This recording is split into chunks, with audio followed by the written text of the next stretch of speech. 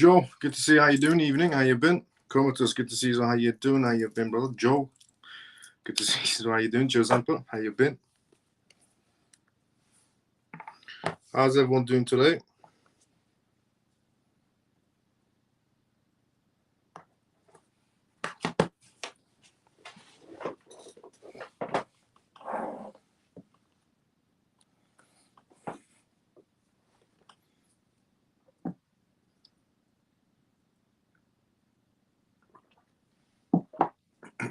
Scott, good to see you. How you doing? How you been?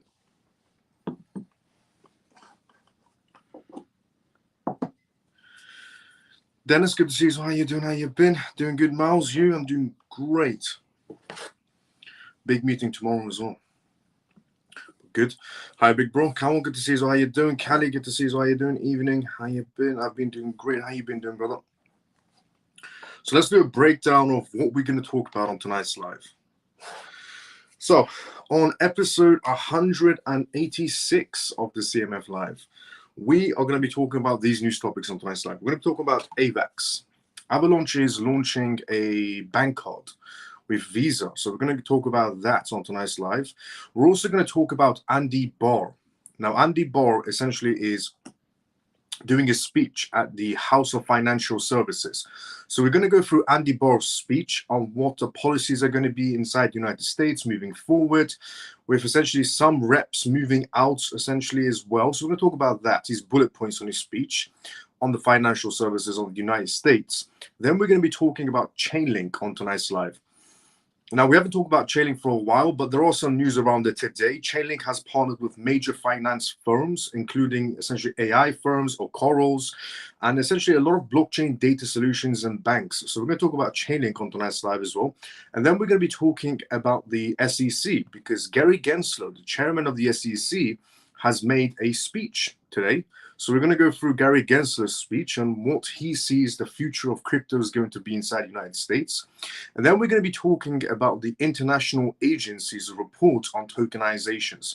So all the G20 countries essentially released some sort of a documentation, a PDF file, on how they presume tokenization moving forward. So we're going to go through the bullet points of that PDF documentations of G20 countries and tokenizations on tonight's live. And then we're going to be talking about Tudor Jones, essentially. And we're going to talk about his perspectives on the matter of the market space, on inflation, on Bitcoin, on cryptocurrencies, on gold. He did an interview essentially on CNBC talking about crypto assets, talking about Bitcoin, talking about inflation. So we're going to go through his speech as well, his bullet points. And then we're going to be talking about Buenos Aires. So Buenos Aires has essentially released roughly about 3.6 million digital IDs. Now, this could potentially be the first anywhere in the world that has released digital IDs to a lot of its citizens. And 3.6 million citizens is a lot in terms of digital IDs. Now, digital IDs is something that's going to be adapted worldwide in different jurisdictions around the world, but Buenos Aires has a lot right now going on. So we're going to go through that on tonight's live as well. We're also going to talk about India on tonight's live, one of the BRICS countries, India, because India is thinking about banning cryptocurrencies, apparently, because India is going to be getting close to releasing a full-scale CBDC. And India apparently sees essentially cryptocurrencies as a threat to CBDCs launching. So we're going to go through that on tonight's live and how other countries might adapt the same scenario. We're also going to talk about Ripple on tonight's live as well. Ripple essentially misses the filing deadline, risking a setback in the ongoing SEC case. So those are the news topics we are going to be going through on tonight's live. We're going to be talking about Ripple. We're going to be talking about essentially a BRICS country, India. We're going to talk about Chainlink. We're going to talk about essentially multiple speeches. And we're going to go through the bullet points of the speeches on the financial services side, on inflation, on interviews, a lot of things to go through on tonight's live. But before we go through that, I just want to say to everyone, welcome to the CMF Live. If you're watching this for the first time ever, my name is Miles. I want to be a host tonight, as I am every single night. This is episode 186 of the CMF Live, where I talk about the most recent news that's happening around the world in terms of cryptocurrencies, CBDCs, AI, politics, regulations, vital information for you to know about regarding how the world is transforming into a digital space. And also, the disclaimer of this live, as always, is not financial advice, not political advice, and whatever I say is only for entertainment purposes. And we also do Q&As on this live as well, which means if you are even new inside the crypto space, don't be shy. Get involved inside the comment section. I shout out your name when I read in your comment and give everyone a response. So welcome to the CMF Live. If you're watching this for the first time ever, and if you're a regular, let's go CMF. The live show has officially started now. Before we go for the first news, which is regarding an announcement from Avalanche and Visa, let's go inside the comment section first. Let's see what's going on there, and then we go for the first news. Dennis, hi Miles of CMF, good to see you as well. Dennis, how you doing? Scott, let's go as well. I'm doing great, brother. Callie, good to see you as well. Cameron, good to see you as well. Hey Miles, how you doing? I'm doing great. K-Love, how you doing, brother? How you been? Manny, evening Miles of CMF, good to see you as well. How you doing, Manny? Morning Miles of CMF. Shelly, morning, good to see you as well. How you doing? Hi Miles of CMF. Stormy, good to see you as well. How you doing? How you been? Hi Miles of CMF. Solomon, good to see you as well. How you doing? What's up, brother? Miles of CMF. Any XRP news? Yes, towards the end of the live below. Yes, we have Ripple news to go through. Even Miles and CMF peeps, Simple, good to see you. How you doing? Ladders, hi Miles. What's the news for XRP? Towards the end, I'll let you know. You've been on fire in the last programs. Let's go, Scott. Miles, is news for AVAX? Yes, there is news for AVAX. We're going to go through it first. Good evening, Miles, and the rest of the CMF family.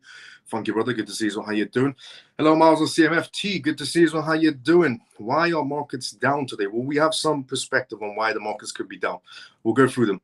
It's going to be the second or third news I want to talk about. Trump 2024, let's go. MPH, Trump 2024. I thought you were going to tell me that the weasel was fired. You got me temporarily excited. Just when you think this could be the start of a bull run, then the markets shock you again. Well, that's what the markets are there to do. Good evening, Miles and CMF. Orphan, good to see you. How you doing? Hello, Miles and CMF. How you doing? I'm doing great. Anna, how you doing? How you been? What is the bull run? When is the bull run? Is what you're expecting? Nicholas, good to see you. How you doing with all the emojis? And what is expected? I'll tell you no. Good evening, Golden Dragon. Good to see you. How you doing? Hello to my CMF on YouTube. Let's go, Scott. Bricks in the building. Is that what you're trying to say? With the Bricks logo. Now, AVAX. First news topic on tonight's live show. AVAX Visa is what we're going to talk about. Avalanche Visa card simplifies crypto spendings. Now, I've said this many times. Avalanche is a very, very, very underrated project. Even though it is ranking quite high on CMC, but it's still underrated because everybody looks towards essentially Solana or Base Network being the next big thing. Avalanche is an amazing chain as well, with incredible partnerships with banks working alongside the financial institutions, essentially mega corporations working alongside AVAX. So Avalanche has introduced the Avalanche Visa card, an initiative payment solution that enables users to essentially spend their crypto assets such as WAVAX or USDC or SAVAX at any merchant accepting Visa cards. The Avalanche Visa card includes various features designed to ensure seamless crypto spendings for anyone. Users can opt for either a physical or virtual card, allowing them flexibility for in-store and online transactions. The card supports multiple cryptocurrencies, including WAVAX, USDC, SAVAX, providing real-time conversions of crypto to fiat at a point of sale. This guarantees a smooth and efficient transaction experience. Security is paramount with the essentially Avalanche Visa cards. It also incorporates advanced security features such as multi-factor authentications and biometric verifications as well to safeguard users' funds and personal data. Additionally, users can set up spending alerts, freeze their bank cards if they wanted to, if they lost their bank cards, or even change their PINs on the app as well. The Avalanche Visa card is available to residents of Latin America and Caribbean islands first, but it's going to be expanding worldwide. This strategic focus aims to enhance financial and exclusivity and accessibility in regions where traditional banking infrastructures may be limited. However, individuals from specific countries, including Cuba, Venezuela, Nicaragua, Russia, North Korea, Syria, Iran, and regions like Senegal, Lucas, and Thun, are not eligible to apply for these cards. These countries are typically not available for any announcements, banking infrastructures, or payments. These particular countries are never on the list anyways. The Avalanche Visa card bridges the gap between digital and traditional currencies, allowing users to utilize their cryptocurrencies holdings without requiring manual conversions. The straightforward payment process encourages more people to adapt cryptocurrencies and making them more accessible for everyday use. The card may also offer potential rewards and cashbacks incentives, promoting users' engagements and loyalties. Imagine spending your Avalanche bank card and also getting cash back on your Avalanche bank card. As the cryptocurrency landscape evolves, the Avalanche Visa card is set to provide increased accessibility and operational efficiencies for crypto enthusiasts. By network, Avalanche simplifies the process of users to convert and spend their digital assets seamlessly in both online and physical stores. This initiative strategy is expected to enhance the acceptance of digital assets in mainstream commerce, making crypto a more regular part of everyday life. So, if you do live in some sort of a Latin American country, you can now apply for an Avalanche bank card, which is a Visa bank card, and Visa is pretty much accepted worldwide. So that's amazing news for Avalanche. I'll be very honest. It does make crypto much more, on the legal tender side. It's great because it brings more eyes to the cryptocurrency space. People always want better ways to spend their crypto assets in the real world, and well, that's one of them. Visa Avalanche bank cards. Now, what we're going to be talking about next, moving off the Avalanche Visa bank card announcement, which is amazing news for Avalanche holders. 2, Andy Barr. Now, Andy Barr essentially did a speech. We're going to go through his speech. We're going to go through the bullet points of his speech, the most important parts of his speech, because he did a massive speech at the House of Financial Services. And he talked about essentially what's going to be happening inside the United States moving forward on assets, on crypto assets, on regulations, policies, so many factors he played into his speech. So we're going to go through exactly what he said. And maybe some of those things can actually play out inside the United States. It's a vision that he has moving forward at the financial services speech. Before we go through that, let's go to the comment section first quickly. Let's see what's going on in there. Good evening, Miles and CMF. Hope all is well. Adi, good to see you. How you doing? How you been? How can we get an Avalanche Visa? It's only available to Latin American countries, but it's at avalanchevisa.com, if I'm not mistaken. Miles, what's the price we can expect for Avalanche's high impact on the market? Consider variable change. Good evening, Miles and CMF. Lena, good to see you. How you doing? How you been? Now, Andy Barr. Andy Barr's vision for House of Financial Services, Congressman Andy Barr, is one of the lawmakers wanting to succeed in the U.S. House Financial Services Committee Chair Patrick McHenry as the head of the Republican wing for the committee, which oversees regulators like the Securities and Exchange Commission, SEC, and is responsible for also spearheading legislations that might affect the U.S. capital markets and banking sectors, among others. So as you all know, if you don't know, Patrick McHenry is going to be leaving, I think by the end of this year or the first quarter of 2025, and somebody needs to take essentially Patrick McHenry's seat. Patrick McHenry is the one that's been, essentially pushing crypto legislations and stablecoin legislations inside the United States. But obviously on the other side, you have Gary Gensler trying to veto anything that happens. But somebody has to take Patrick McHenry's seat and be a pro-crypto person in the Republican Party. And Andy Barr is the one that's taking his seat. And Andy Barr has been, expressing in his speech this vision he has for the United States moving forward. So we're going to go through that even more right now. So, as the head of the Republican wing of committees, which oversees regulators like the SEC, and is responsible for spearheading legislations that might affect the U.S. capital markets and the banking sectors, among others. He shared some of his thoughts on what his crypto priorities might be during essentially the aside at the Flyover FinTech conference that happened. He said, I'll be in Washington, D.C. this week for part of Wednesday, all day Thursday at the DC Privacy Summit, and some of Friday. Let's catch up if you're around, is what he's essentially tweeted out saying. Now, the speech. Rep. Patrick McHenry is retiring at the end of congressional term. A number of lawmakers are essentially vying to take up his role as the leader of the U.S. House Financial Services Committee, including Rep. Andy Barr, who spoke briefly at the Flyover FinTech conference hosted by Rep. Mike Flood in Lincoln, Nebraska. A number of crypto priorities depend on financial services committees, stablecoin legislation for one of them, market structure bills, even an industry-sought overturning of Securities and Exchange Commission's guidance needs the work through the committee.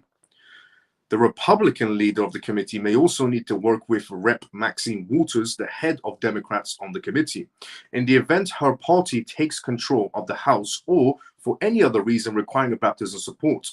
Andy Barr laid out some of his views during a lunchtime speech at the brief Q&A, but shared more of his specific crypto, essentially policy legislation views afterwards. Rep. Andy Barr spoke to roughly 300 audience members during the lunch break at the Flyover FinTech event, laying out his views for resorting to the American dream when it comes to the digital space. Andy Barr is one of the several Republicans lawmakers hoping to secure leadership of his party's wing in the Financial Services Committee next year after current chairman Patrick McHenry retires from Congress. In an interview with CoinDesk after his public remarks, Andy Barr said he was laying out his position ahead of next month's leadership elections in the Republican essentially state. He said, I'm just doing the best I can to cast a vision, educate my colleagues about what the vision is, but also listen to my colleagues about what they want in leadership in the House of Financial Services Committee, Andy Barr said. The House, essentially GOP, will vote on its leadership shortly after next month's election, including a whip and a leader. The lawmakers would then appoint a steering committee, and only afterward committee chair or ranking members of Democrats retake the House be chosen.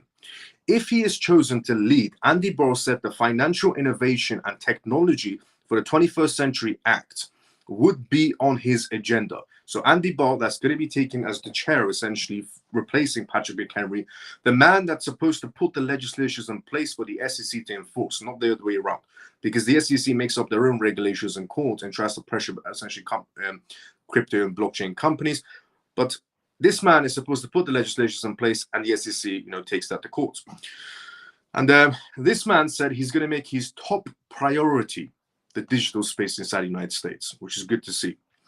When asked what crypto initiatives he may focus on, he said, if we are unable to get the FIT21 across the finish line through the year-end vehicles, which are the essentially NDAA's National Defense Authorization Act and the Omnibus spending bill, then we need to be persistent and we need to essentially redouble our efforts and reintroduce into the next Congress, he said. In other words, if the FIT21 bill for stablecoin legislations don't pass inside the United States by the end of the year, he wants to put pressure so it happens next year. In the event the bill does not fall to the next Congress, Andy Barr said it would be an opportunity to revise it, though he said he didn't have many suggested changes. I think they've done a marvelous job on the bill already, he said, referencing to Reps Patrick McHenry and French Hill. And if the reason why it fails and the lame duck is that we didn't do a good enough job getting essentially enough Democrats on board, then it gives us an opportunity to maybe see what we can do to get the job done, he said. We shouldn't let the perfect be the enemy of good, right? What he's basically trying to say at his speech is that the Democrats are the ones that are trying to go against crypto policies.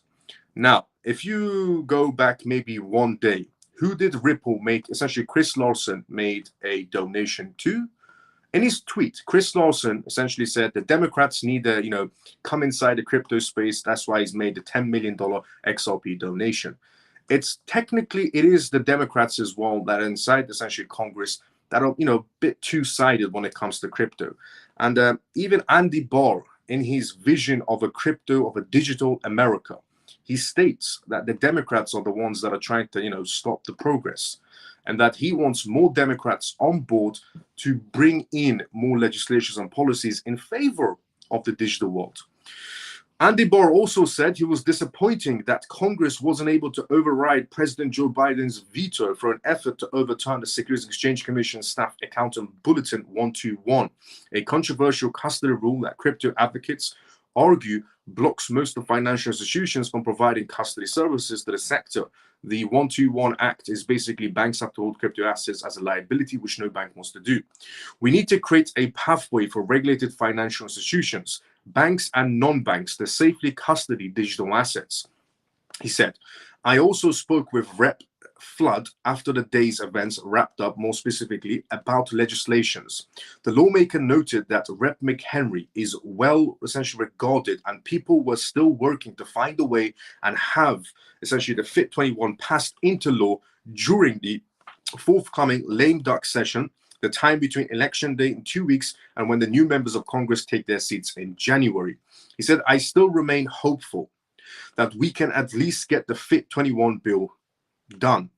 Stablecoin legislation will wait until next year, and if the FIT21 doesn't pass in 2024, it will also pass in 2025, Flood emphasized. We have a serious people working in financial innovations that can create lots of jobs, generational wealth, he said. cement America even more as the world's financial, essentially, head. He said, but there are pitfalls, there are things to watch out for, and regulators and lawmakers need to make sure we're building a foundation, but not overly prescriptive set of rules.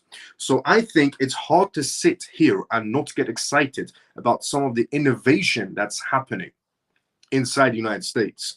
But at the same time, how are we going to regulate it? How are we going to ensure the innovation survives our regulations? I'll be very honest, the innovation isn't going to be surviving under those regulations because of Gary Gensler, but you kick out Gary Gensler, put somebody I know like Hester Pierce, for example. She's also an SEC essentially member.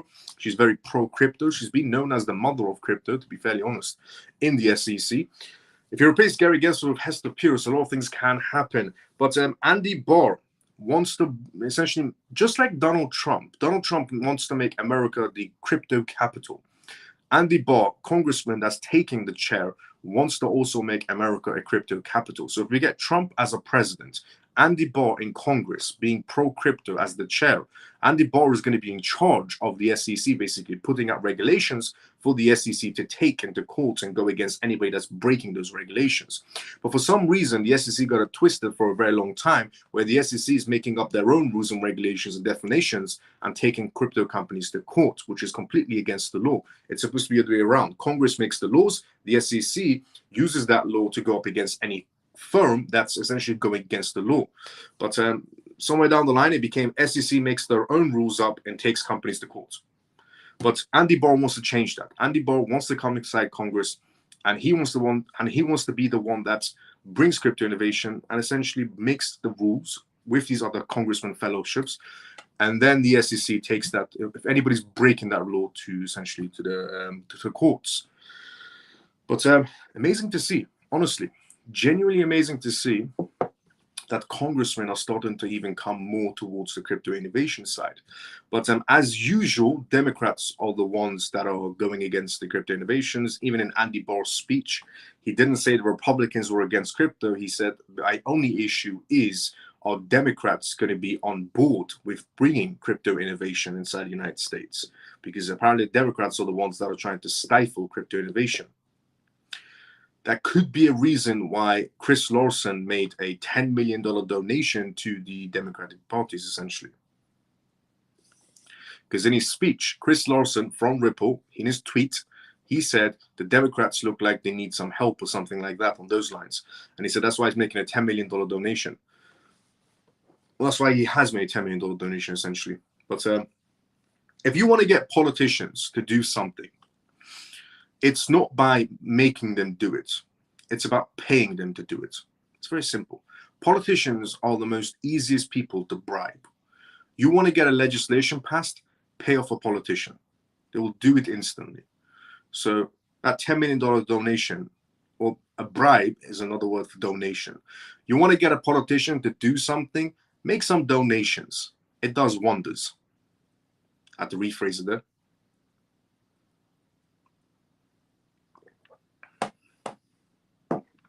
So Ripple made a $10 million donation to the Democratic Party yesterday, not Ripple, Chris Larsen. And you can see why Chris Larsen made a $10 million donation, donation being the key word here, to the Democratic Party.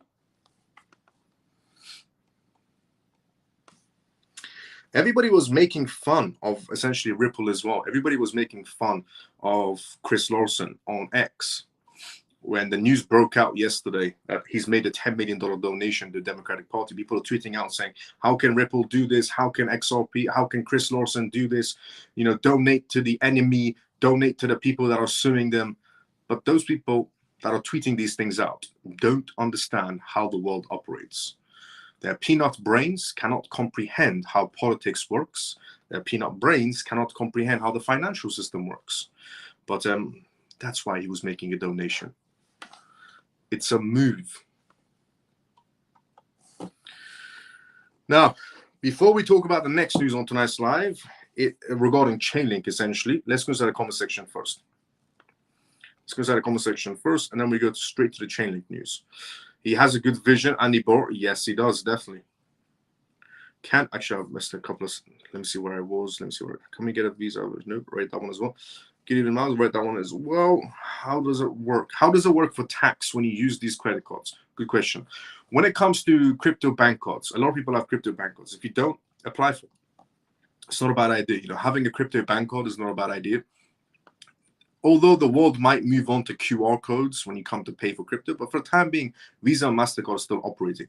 Now, how does tax work? If you're somebody that uses crypto on a Visa bank card, well, you're supposed to essentially, because the blockchain is a public chain, you're supposed to keep that documentation and give it to your accountant when it's tax season. So the bank card itself isn't going to be doing your taxes for you. So if you have a Visa Avalanche bank card or an Uphold bank card, essentially spending crypto assets, Uphold isn't going to be doing your taxes, and neither is Avalanche Bank Card or any other crypto bank card. You have to do your own taxes.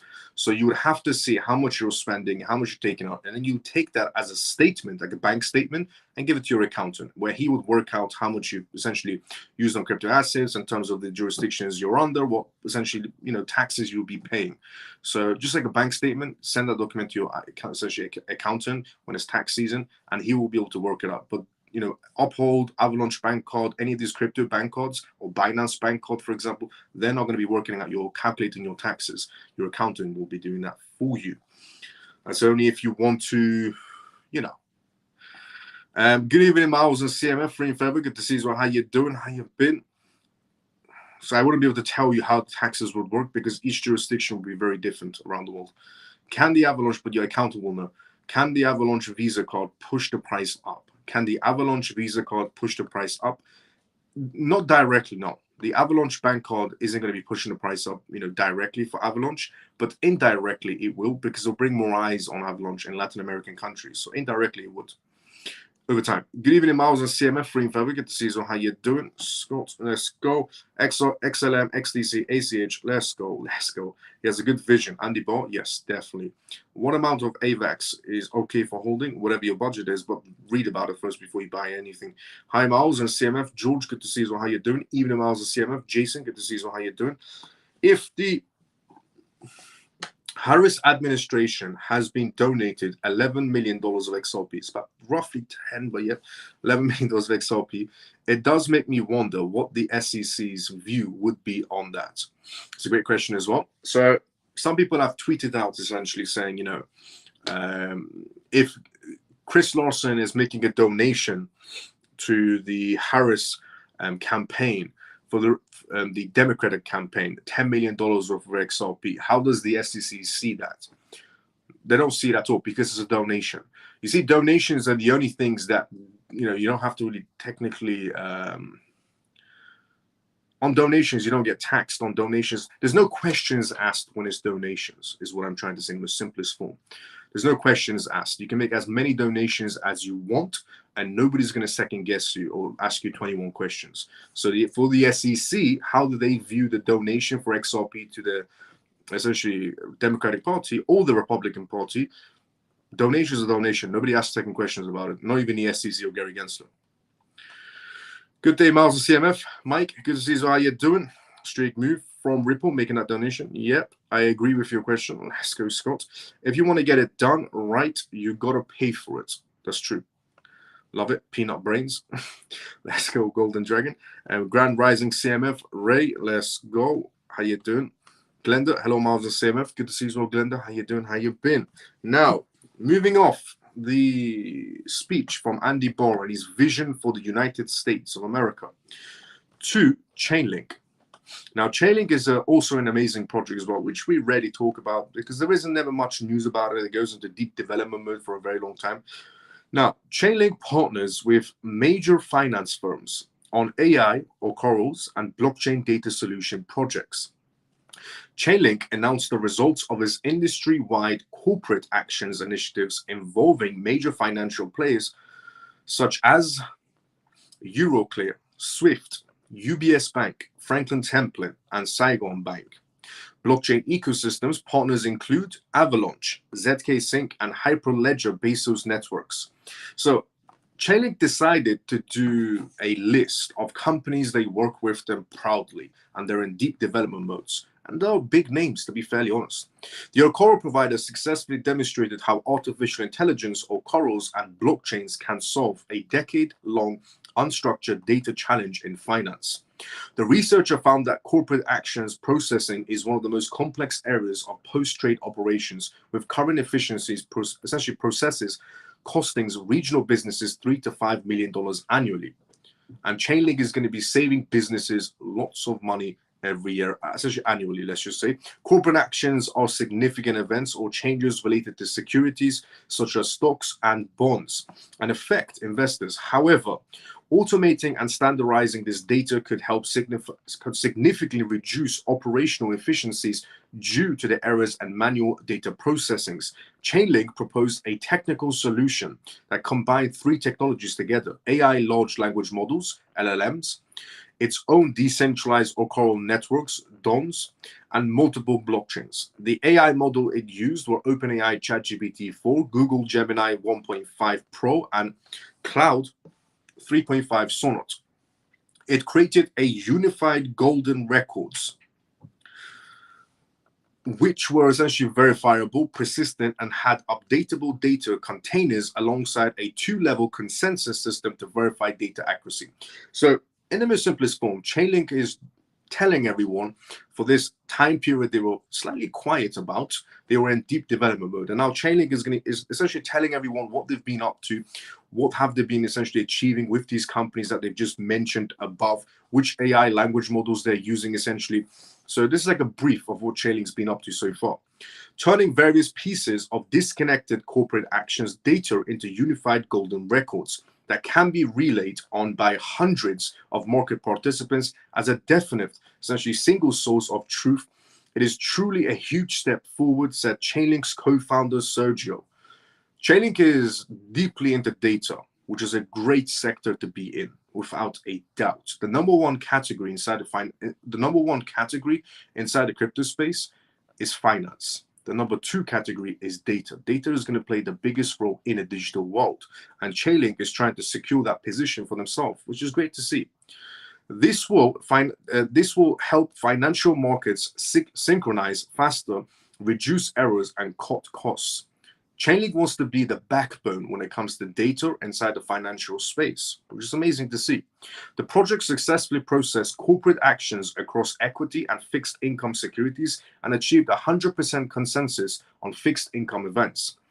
With proper implementation, Core Corporation allows AI and DLT, digital ledger technology, to amplify each other's strengths, creating golden records accessible to a real-time and paving the way for a transformative solution, commented Stephanie, the director of Digital Assets Compensation Center at the Euroclear, who's a Chainlink partner.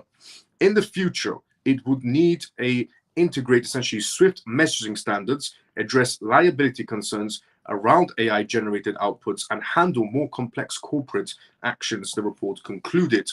So, Chainlink report that came out today of who Chainlink is working with. Chainlink announced that they're working with Franklin Templeton. They announced they're working with essentially Sage Bank, UBS Bank, and some other major names, Euroclear and so on. And the Chainlink also on their reports announced that they're working with AVAX and some other major chains as well. And they also mentioned that essentially Chainlink is working deeply in the data section and the AI section. They're bringing AI and data together to help corporates move around data much more faster, and it's less manual input and more AI input. And honestly, amazing to see. That's going to do wonders for Chainlink. Absolutely wonders for Chainlink. If you're somebody that's holding Chainlink, if you're big on Chainlink, that's amazing news. Absolutely amazing news. Because we know about the partnerships, but we also like to know what's going on in the development, which Chainlink just revealed. And that report. Now, moving off Chainlink's major report that just came out today of what they've been up to SEC. The chairman of the SEC, Gary Gensler, made a speech. Now, do you think Gary Gensler's speech about cryptocurrencies for the end of 2024 into 2025 is good or bad? Well, yesterday I revealed what the SEC thinks of what's going to be happening in 2025. And yesterday when I reviewed it, the SEC said, the entire SEC said, they're going to be very, very strict in 2025. And that was the SEC speech yesterday. This is Gary Gensler's own speech now. SEC Chairman Gary Gensler speaks about cryptocurrencies. SEC Chairman Gary Gensler recently discussed the challenges of regulating artificial intelligence and cryptocurrencies in finance. With both technologies are advancing rapidly, Gary Gensler said regulatory frameworks are needed to keep pace with the digital revolution. So in Gary Gensler's speech, just the first part of his speech, he said, we essentially need to catch up because the digital era is speeding up rapidly. Yes, we know. Gary Gensler hasn't introduced a single law since he's the chairman of the SEC, the beginning of chairman of the SEC until now. He hasn't introduced a single law. Of course, you fell behind. Anybody could have seen Gary Gensler essentially falling behind, or America falling behind, essentially in general. Speaking about the rise of AI, Gensler compared the transformative impacts of this technology to the advent of the internet and even electricity. Gary Gensler is comparing AI to electricity, the beginnings of electricity. He said AI has become an integral part of the financial sector, which it has. JP Morgan, Goldman Sachs, Vanguard, and BlackRock actually use AI. He said that AI has become a part of the financial sector, affecting everything from brokerage practices to investment advisors. However, the SEC has raised concerns about the ethical use of AI in finance, particularly the potential for conflicts of interest. Gensler highlighted the risks of AI models. He said being too similar across companies, which could increase systematic financial risks if the technology fails. Even if everyone relies on the similar AI models, we could see financial crises in the future. He warned, citing the potential dangers of widespread resilience on large cloud providers that underpin AI systems.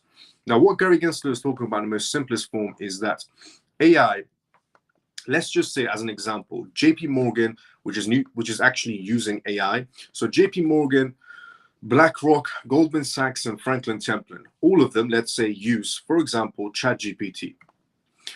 Gary Gensler is trying to say, or the SEC is trying to say as well, that imagine ChatGPT is giving the same responses to all of these mega corporations like BlackRock and JP Morgan on what investments they should be looking at for next.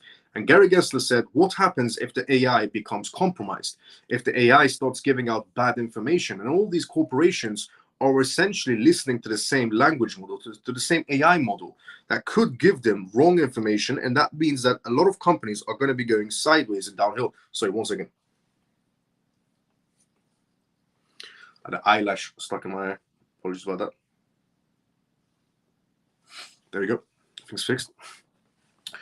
So that's what he's essentially talking about. Imagine AI, ChatGPT, giving false information to a lot of AI, essentially to a lot of corporations, giving bad information, and BlackRock, Goldman Sachs, JP Morgan, Franklin Templeton start buying bad assets because the AI is compromised or giving out bad information, and all these companies start making huge losses.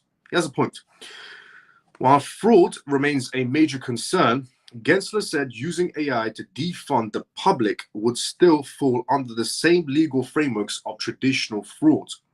On the subject of cryptocurrencies now, Gary Gensler retreated that blockchain and decentralized ledger technologies, as introduced in Bitcoin's 2008 white paper, are not inherently incompatible with existing securities laws.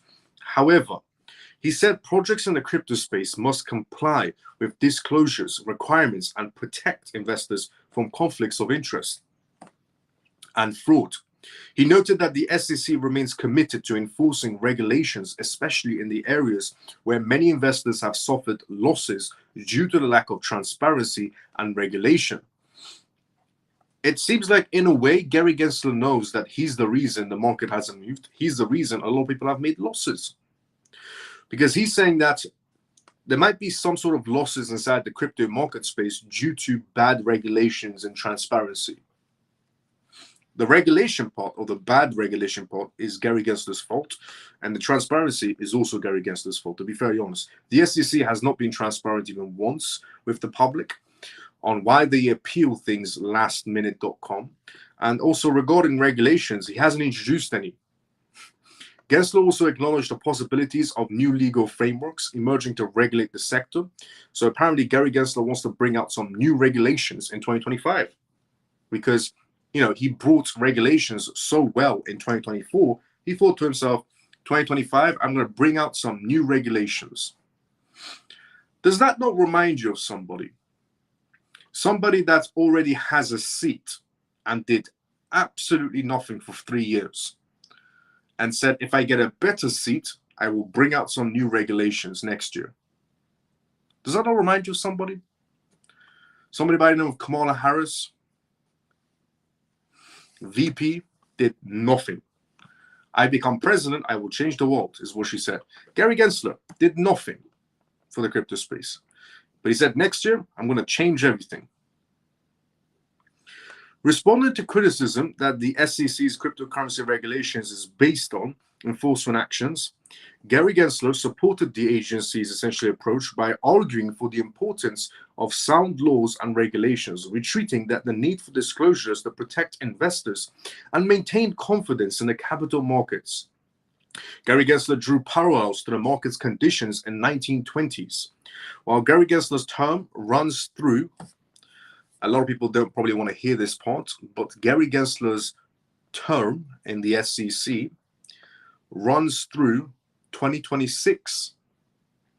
His focus remains on lowering costs for investors, is what he said, increasing market resilience and advancing regulatory reforms across essentially a variety of sectors. So, Gary Gensler's big speech on what he's going to be doing. And the bullet points of his big speech is 2025, next year, in other words, Gary Gensler is going to change everything. He's going to bring out regulations. He's going to start bringing out policies. He's going to start, bringing some progress into the crypto space, is what Gary Gensler said. But Gary Gensler had 3 years to bring out a single policy, and he didn't. Gary Gensler had 3 years to bring out a single act or regulation, and he didn't. He had 3 years to play ball with the crypto space and make America a capital of cryptocurrencies, and he didn't. In general, Gary Gensler had 3 years and he wasted it. And now he's coming out with a bold speech saying, 2025, I'm going to change everything. Honestly, it does really remind you of someone. Somebody by the name of Kamala Harris. 3 years, nothing. But next year, apparently, she's going to change the world. Now, it's like Gary Gensler and Kamala Harris could be cousins.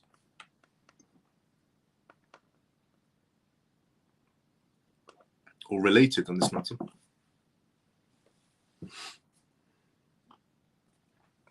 What we're going to talk about next, moving off Gary Gensler's ridiculously stupid speech of him bringing change, the last person we expected from, to G20. What we're going to be talking about next is G20. All of the G20 countries released a document today. And every single one of them talked about tokenization. And tokenization is going to be essentially playing a massive role inside the crypto space. But tokenization, as I've said before, because people inside the retail section have got tokenization confused. And I rectified this once, but just do it again, just in case anybody wasn't tuned in for that part. And it was a week ago, actually, or a few nights ago. But tokenization is going to benefit the bankers and the mega corporations more than the retail section. Now, a lot of people inside the crypto space will say tokenization is amazing. It's amazing. It's going to, we're going to make a lot of money through tokenization. Depends. If you're inside the retail section and you opt in for buying a tokenized property, or you opt in for buying a tokenized company or a tokenized asset, any sort, you're not the one who's in profit. The person who tokenized the item is. It's like sort of like NFTs. Okay. The easiest way pretty much the easiest way to squeeze money out of the retail section for the bankers. This is why I said previously the banks were happy about cross-border payments, and I can also back this up. The banks were happy about cross-border payments. All the banks around the world were saying, this is great, cross-border payments is amazing because we can do, cheaper payments at a much more faster rate, and everybody's connected together in a cross-border world, and a digital distributed ledger technology type of scenario. And they were happy about cross-border payments. But then the idea of tokenizations came about, and everybody, all the banking worlds, all the financial worlds, and the mega corporations were ecstatic. They said tokenization, yes, we're very excited about tokenization. Cross-border payments, they were happy. Tokenizations, they're ecstatic. They're jumping up and down. Why? Because tokenizations is an easy way to squeeze money out of the retail section. And I said this before, there's a project, for example, in El Salvador, who essentially they're building a Hilton hotel and an airport. And people can opt in, they tokenize the project, essentially. People can opt in to buy shares of this Hilton hotel that's going to be built in a tokenization type of atmosphere. And people will get, free stay hotels and free bar, essentially, and so on and so on, as a benefit of you being a part of the tokenization hotel in Hilton. But if you want to benefit from tokenization, it's not by buying the tokenization itself, it's about being the backbone. For example, if tokenization is going to be built, for example, on the XRP ledger, then opting in for XRP would be better than going for the tokenization project itself. Because the bankers are not going to be the ones buying the tokenization. They're going to be the ones that are selling. They're going to be tokenizing an entire building. The bankers will tokenize an entire building and sell it off to the retail section. It's just another way to squeeze money out of the retail section when it comes to tokenization. That is why the banks and the corporations and the financial sectors are jumping up and down for tokenization, because it's another way to squeeze money out of retail. Because before, if they wanted to build a building, for example, they would have to go to a bank and borrow some money and then build a building. And then the building could also go south. It could cost more to build. It could also, go for bankruptcy issues. But instead now, they would just say, we're going to build a Hilton hotel and we're going to tokenize it. Let the retail section get involved and fund to build this hotel. And then what's your benefit for helping to build that massive hotel? Free drinks at the bar. So who's really benefiting? The corporation that built the hotel with your money from your tokenization project and is now renting out rooms in that hotel when it's built, or you who get 2 drinks at a bar for opting in for that tokenization project? Tokenization is another way to squeeze money out the retail section. So you want to make essentially, you want to benefit from tokenizations, you go for the backbone of the tokenization, not the tokenization itself. No bank or corporation is going to be buying tokenization projects. They will tokenize projects to sell it, but they'll never buy tokenization itself. What's wrong with that? Now, on the subject of tokenization, international agencies report on tokenization to G20 officials. So G20 countries did a massive report on tokenizations. And I also said that tokenization right now operates on, a few nights ago, we were discussing it. And I said it operates in a gray area.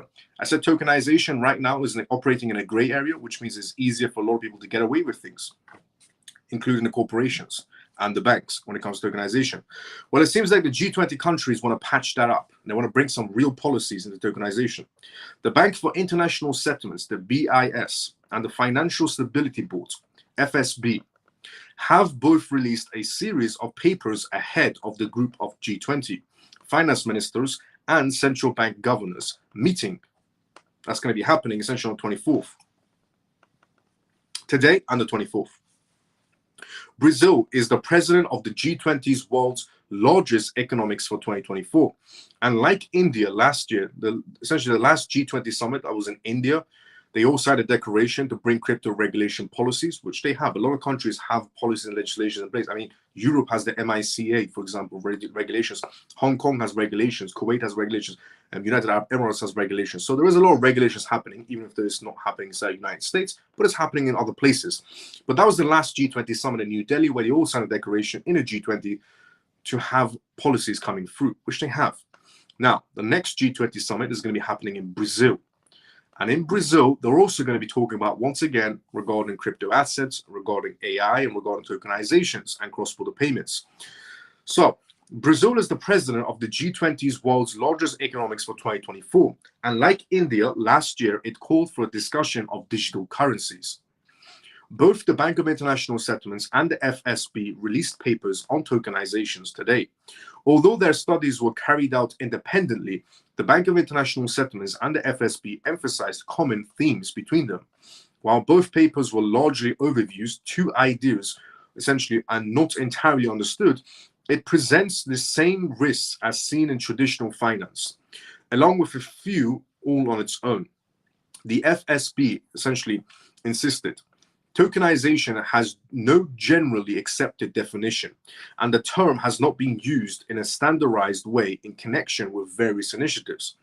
The SFB raised issues such as liquidity and maturity of mismatch, leverage, asset price and quality, interconnections, and operational fragilities. Due to its small scale, tokenization does not essentially currently pose material financial stability risk, it added, the Bank of International Settlements.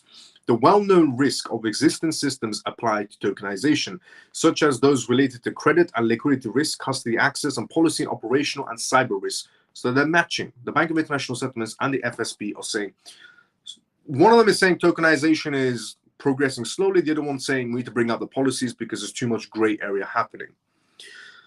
These risks may materialize in different ways due to the effects of the token's arrangements on market structures, due to the change in the roles played by intermediaries when previously separate functions are combined on one platform, it added.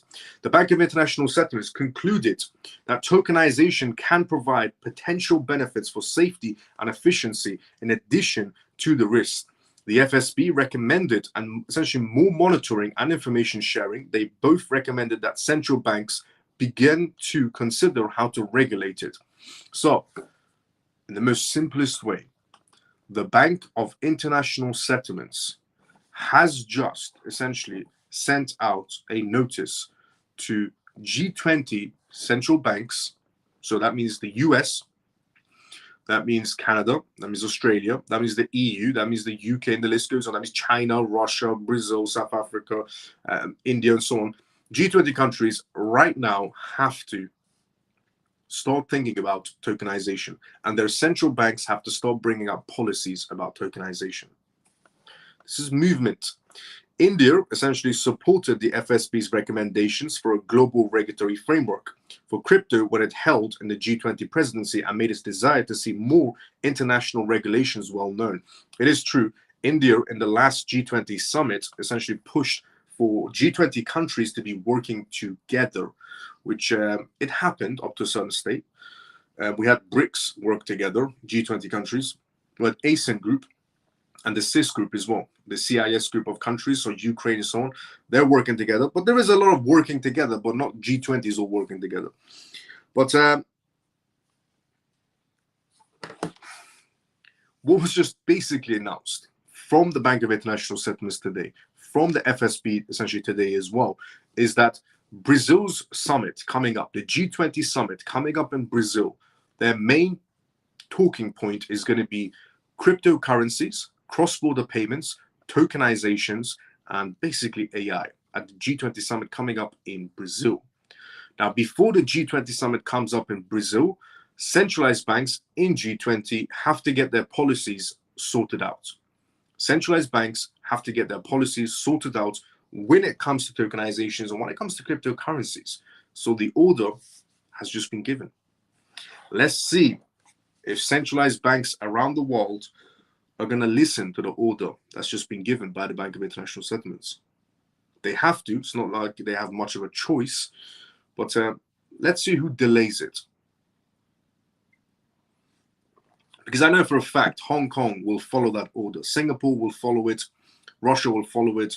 Brazil will follow it. Australia will follow it. The UK, EU, Canada, all these countries will follow that order.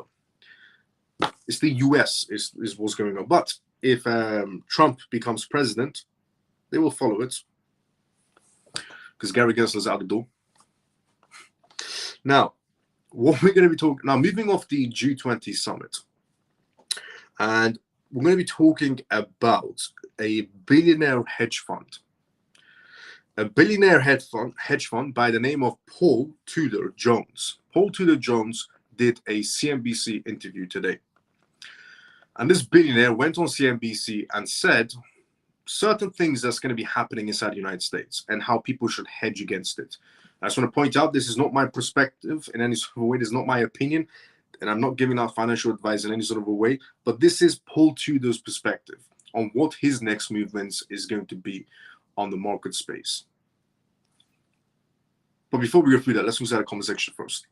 By the way, this is a live, so which means if you do have any questions, don't be shy. Even if you're new inside the crypto space, put them down inside the comment section. I read everybody's comments one by one. I shout out your name and then, give you a response on the answer. So let's go through the comment section first, and then we go through Paul Tudor's essentially perspective on what his movements are going to be next and how the market is going to be playing out. So let's see where we were at. We were at here. Glenda, how you doing? Good to see you as well. Will alt season even happen? If so, when, in your opinion? Will alt season even happen? If so, when, in my opinion? It is going to be happening, but it's just the market is too manipulated, too corrupted, and a lot of geopolitical tension is happening. But towards the end of the year, so Nicholas, who is a JP Morgan analyst and Goldman Sachs analyst, and Eric, a Bloomberg specialist analyst as well, have all stated that fourth quarter of 2024, towards the end of the year, is when the market should start to move on the uptrend. And that if Trump wins the election, then essentially the first quarter of 2025 is going to be even better play. So based on their data points and research, the last quarter is what we expect into a change for it to happen. Now, respectfully, share the live. Let's go, Scott. It's a weird person inside the comment section. I'll just get rid of it. How do you feel about XDC? How do I feel about XDC? Amazing. XDC is an incredible project. XDC is a part of R3 Corridor. XDC is very, very undervalued for what it is, but it creates a buying opportunity if you know what it is. Never buy anything you don't understand. Well, the XDC, incredible project, part of R3 Corridor. R3 Corridor is part of the Bank of International Settlements. You can't go wrong with that. G20 countries, 63 centralized countries, 63 centralized banks under the Bank of International Settlements. R3 Corridor, XDC. Can't go wrong with that. Amazing project. Exactly. Focusing more on laws and regulations than suing everyone. Dick Harry. Let's go, Shelly. Hi, Messi. Good to see you. How you doing? Gary Gensler is full of BS. Honestly, he should be put on trial. I agree regarding that matter, regarding Gary Gensler. The only thing that's going to change with Gary is having a new job. I agree. Gary Gensler is Kamala's lapdog. Gensler is Kamala's lapdog. I thought Gary Gensler was Senator Elizabeth Warren's lapdog. That's a new one. Miles, did you hear that the EU have voted to use $35 billion of Putin's money to give loans to Ukraine?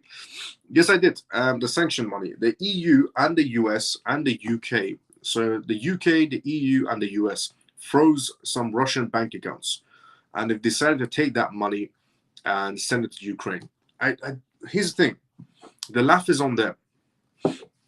So with the UK, the US, and the EU trying to send money to Ukraine, billions of dollars, guess who's laughing? Two people. Putin's laughing his head off, and Ukraine is also laughing their head off. Why? Because Ukraine is a part of another group called the CIS. So everybody knows the BRICS countries, Brazil, Russia, India, South Africa, and so on. But there's also another group called the ASEAN group, which is Philippines and so on, of Asian countries. There's also another group called the CIS group. Now, the CIS group is essentially Kazakhstan, Kazakhstan, and some other essentially nations around that sector, and Ukraine and Russia. So Russia is a part of BRICS on one side, but Russia is also a part of the CIS group, which is Ukraine is also part of the CIS group, and some Asian countries. No European countries, not America, not the not the US, not Canada, not the UK, not the EU. Nobody's a part of the CIS. Ukraine, Russia, and a few essentially Kazakhstan and Kurdistan, so on countries. So who's having the last laugh? If they're going to be sending billions of dollars into Ukraine, while Ukraine is in the same group as Russia, on another group called the CIS group, who's having the last laugh? Putin did a speech. I revealed what his speech was on the CIS group. His speech was the CIS group should come together with the BRICS nations and join and form one massive group. If everybody in the CIS group agrees, who's going to be having the last laugh? Ukraine just got billions of dollars in fundings to rebuild their country. Putin will most likely take over Ukraine as it looks of it. And guess who has the last laugh? Not us, because we're paying high gas prices because some morons decide to annoy essentially Putin. So bad idea for that one. But yeah, I heard about that. They're going to be giving them billions, and Putin's going to have the last laugh on that one. Hi, Miles and CMF family. But a lot of people don't know about the CIS group, which I revealed about a week ago. It's on one of the lives. Every live that I do, it's automatically posted by itself. So go and watch it if you haven't seen it. We're on the CIS group. Hi, Miles and CMF family. Good to see you. Is it time to turn on my CMF TV and listen for facts news? Let's go. Carl, how you doing? Yo, Miles, Knox, good to see you. Well, how you doing? But yeah, $35 billion. Putin's going to have a field day with that one. Now, Paul is what we're going to talk about next. Paul Tudor Jones says he's long on gold and Bitcoin. Billionaire hedge fund manager Paul Tudor Jones believes the US is headed for a high inflation due to its growing debt. In an interview with CNBC today, Jones said, "I think all roads lead to inflation," citing rising government debt as to a major factor. He explained that the only way the US can essentially manage this debt is by growing the economy through inflation.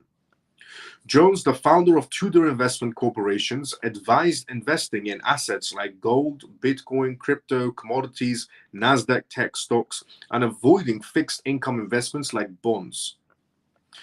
In his words, he said, "I'm longing gold. I'm longing Bitcoin," he said, warning that bonds, especially long-term government ones, won't perform well in inflationary situations. The hedge fund manager also pointed out that the US national debt has increased from 40% of the GDP to nearly 100% over the past 25 years. Jones cautioned that unless the US addresses its spending issues, it faces financial trouble. "We're going to be broke really quick unless we get serious about dealing with our spending issues," Jones warned. And he's not lying. Jones, essentially a billion-dollar hedge fund manager, went on live news and said the US is heading towards a massive bubble. And if we don't do anything, we're going to reach that massive bubble, and it's going to burst very quickly, and it's going to take down the entire economy with it. So either, if you're essentially in the retail section, prepare for a bubble to burst somewhere down the road, or the US can fix the situation and not lead us into a massive bubble. Now, Kamala Harris is not going to be leading us into some sort of fixed situation. Kamala Harris is going to be leading us straight to that bubble. Trump, he can, steer us away from that bubble. One issue is that they might try to sabotage Trump's presidency when he does become president. They might try to sabotage his presidency and make that bubble burst in Trump's term on purpose. And then they can blame the inflation and everything on Trump, even though he just walked into that scenario. So knowing these people, knowing these corrupt politicians and manipulative people, it's possible. Because Kamala is going to be leading everybody straight into that bubble, and it's going to burst. Trump can steer people away, can steer the United States away from that bubble. The only issue is they might try to sabotage Trump's presidency when he does become president. And, that bubble will burst, and then the news will say Trump caused inflation. Trump's caused the biggest recession in American history. And it wasn't Trump. It was the people before Trump. But, the news, how the news works, they'll twist everything. So that's also an issue as well for Mr. Trump, who's going to become president of the United States. I think Trump should be very aware of that situation where they might try to burst the bubble when he becomes president and say Trump caused a recession. The biggest recession in American history was caused by Donald J. Trump. And it wasn't. It was because these morons kept on printing and printing and printing, giving money to Ukraine or to any other country. They give the billions of dollars to Iran. What moron does that? I'm Iranian and I'm saying this.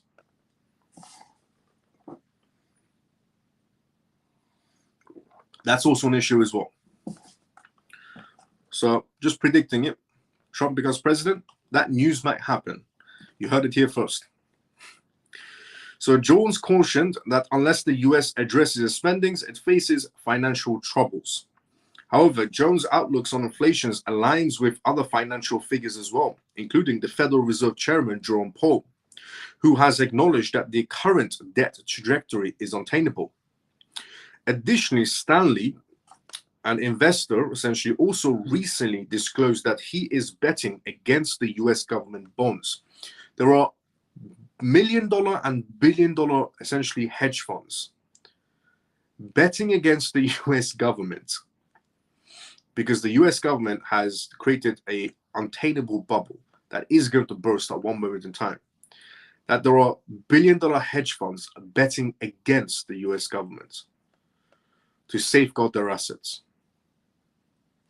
Jones, and the best part is Kamala Harris will come on the news and say, everything's excellent. There's nothing wrong with the American economy. Jobs are higher, crime is lower, inflation is lower, is what Kamala Harris will tell you. In the meantime, we have billionaires going on CNBC saying, everybody get out. We're betting against the government. Jones suggested that the Federal Reserve might have to keep interest rates low, even before inflation, to boost economic growth. Regarding the upcoming election next month, Jones said the debt issue will persist regardless of whether Kamala Harris or Donald Trump wins. Both candidates have proposed more spendings and tax cuts, which he believes will worsen the deficit. Moreover, the Congressional Budget Office expects the deficit to reach $1.9 trillion in 2024 and rise to $2.8 trillion by 2034. Additionally, Jones mentioned that rising geopolitical tensions are pushing investors towards assets like gold, Bitcoin, silver, and crypto assets in general, a trend reflected in what is being called the basement trade, according to a recent report from JP Morgan. Even JP Morgan is on the verge of betting against the US government.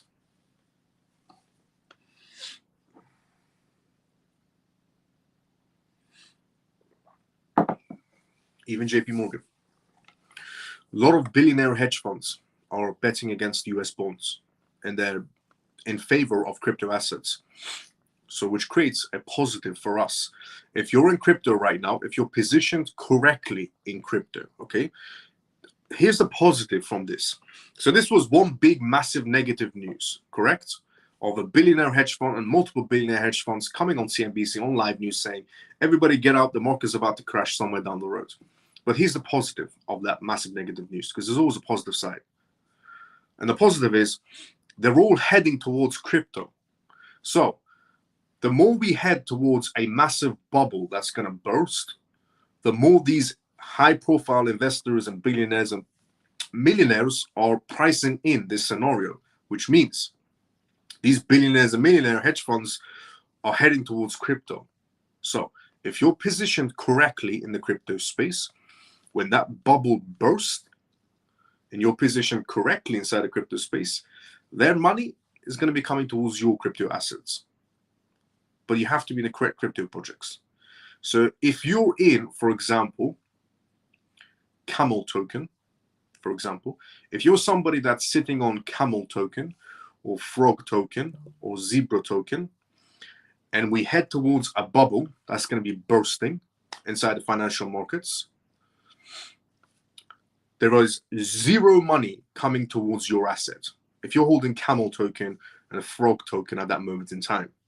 But if you're holding crypto assets that are, established crypto assets, for example, like if you're holding Bitcoin, if you're holding Ethereum, if you're holding XRP, if you're holding XLM, if you're holding essentially Chainlink, if you're holding Solana, because that's what they'll be heading towards. Solana is a good way for them to, wash that money. But anyways, if you're holding legitimate assets and we're heading towards a bubble, there are billionaire hedge funds right now stating they're betting against the United States. If billionaire hedge funds are betting against the United States, that means they're going to take their money and put it into something else. They're not going to be taking out their money and holding tight onto it, because that will depreciate even more. So they're going to take their monies out and put it into something else. And something else typically used to be just gold. But now they have an alternative option, crypto assets. So position yourself correctly, because when that bubble bursts, their money is going to go towards something. So if you're on the right asset, it's going to go towards yours. If you're holding Zebra token and Camel token and Frog token at that moment in time, you're getting nothing. So that's the good side of that massive negative news. That bubble burst. Where do you think that money is going to go before that bubble burst?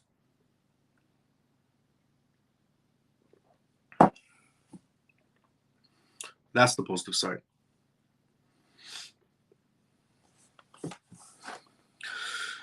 Now, what we're going to be talking about next is digital IDs, which is something everybody's going to be having very soon, next year. Next year, a lot of countries are going to be releasing digital IDs. Some countries will be just releasing CBDCs, and digital IDs will come towards the end of next year. Some countries will be releasing CBDCs and digital IDs, but we have one country, essentially, we have one country, Argentina, who has released digital IDs already on the blockchain. It's something everybody's going to be having alongside their CBDC wallets. So this should give you a perspective of what it's like to live in a digital world. 2024 was when the world starts transforming into a digital era, with the regulations and policies and the banks coming in and massive firms coming in, the corporate sector coming in. It was 2024. 2025, a lot of CBDC releases. We also had some CBDC releases in 2024 as well, to be fairly honest, which I said it was going to happen, and it did. But this should give you a perspective of what it's going to be like to live in a digital world. The capital of Argentina rolls out blockchain-based IDs for 3.6 million residents. Buenos Aires has announced the implementation of blockchain technology and zero-knowledge cryptography for the issuance of digital IDs. According to local media reports, the government disclosed that it has integrated the decentralized identity solution into the MIBA digital platform, the city's platform for essentially accessing government services and documents. Just to put in perspective, since October 1st, more than 3.6 million active users of the MIBA have received decentralized digital IDs, DIDs, secured by Quirk ID, a digital identity protocol built by Web3 firm Extratum. The Quirk ID wallet is powered by ZK Sync's Error, an Ethereum scaling protocol using zero-knowledge proofs. They said, this is what the government of Argentina said, by giving 3.6 million residents greater control over their personal data, the city is setting a new standard in privacy and security for digital identity management, according to a translated statement by the Buenos Aires government, which is an absolute load of BS. In a digital world, privacy, forget about it. It doesn't even exist. But they'll always tell you, digital ID means privacy. No, it doesn't. Buenos Aires has also been rolling out blockchain-based initiatives over the past few years. In September 2023, the city announced that the birth and marriage certificates would be the first documents available on-chain. If you are somebody that lives in Argentina, for example, you have a child, your child will instantly get a birth certificate on the blockchain starting now. This is something that's going to be happening worldwide. So this isn't something that's just going to be happening in Argentina, but it's going to be happening worldwide, where if you have a child, your child's birth certificate is no longer on a piece of paper that you take with you. It's going to be on the blockchain, because that's what's happening over there now.